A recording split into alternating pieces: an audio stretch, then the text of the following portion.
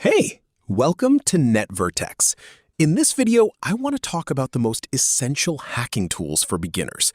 If you're looking to take your very first steps into the world of ethical hacking, you might feel overwhelmed by where to start. Don't worry, today we are breaking down the fundamentals. We're going to look at the top tools that will help you understand the basics without getting lost in complex code. Let's dive in. Before we look at the specific tools, we need to understand why we learn them first.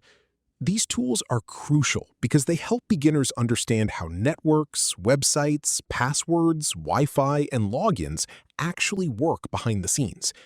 Here is the most important thing to remember. The exact same basics apply to both ethical hacking and malicious activity. What separates them? Permission and purpose. That is what defines safe, authorized use. As you learn, always keep 3 rules in mind. Use these tools only with clear authorization. Always learn how systems work before testing deeper. And remember that defenders use these exact same tools every day for audits and troubleshooting. First up, let's talk about Nmap, a simple yet powerful network discovery tool for beginners. What does it actually do? It scans a network to find connected devices, open ports, and running services. To use a simple analogy, think of Nmap like knocking on all the doors in a neighborhood to see who answers and what's inside. It gives you a layout of the land. Cybersecurity defenders rely on Nmap at the start of any approved testing or network check to map authorized networks and spot exposed systems before attackers do. Remember, this is for authorized use only. Our second tool is Wireshark, which is the ultimate tool for watching live network traffic. Wireshark captures and displays packets in real time, so learners can observe how data moves across a network. For a simple analogy, imagine a security camera watching every single car moving along a busy highway. Except here, the cars are packets of data. Defenders use Wireshark to investigate suspicious activity, fix complex communication issues, and deeply study data flow. It's an absolute must-have for approved monitoring, troubleshooting, and learning. Moving on to tool number 3, Burp Suite, a beginner-friendly web testing tool. What it does is intercept browser requests, allowing you to inspect websites and web applications during testing. Think of it like opening a car hood to inspect how the parts work underneath. It lets you see exactly what's happening beneath the surface of a web page. Defenders use Burp Suite to check authorized web features like login forms and input fields to spot security bugs before they can be exploited. Just make sure to use it only on sites and apps you own or are explicitly allowed to test. Tool number 4 is Metasploit, a widely used framework for controlled security testing. Metasploit provides pre-built modules for known vulnerabilities, allowing you to safely test them in labs and authorized assessments. A simple analogy for Metasploit is a locksmith's toolkit. It contains the precise tools needed to test different locks, but it should only ever be used with explicit permission. Cybersecurity defenders use it to safely confirm whether known weaknesses are real and to validate that their defenses are actually working. Keep this one strictly in approved labs, never against unknown targets.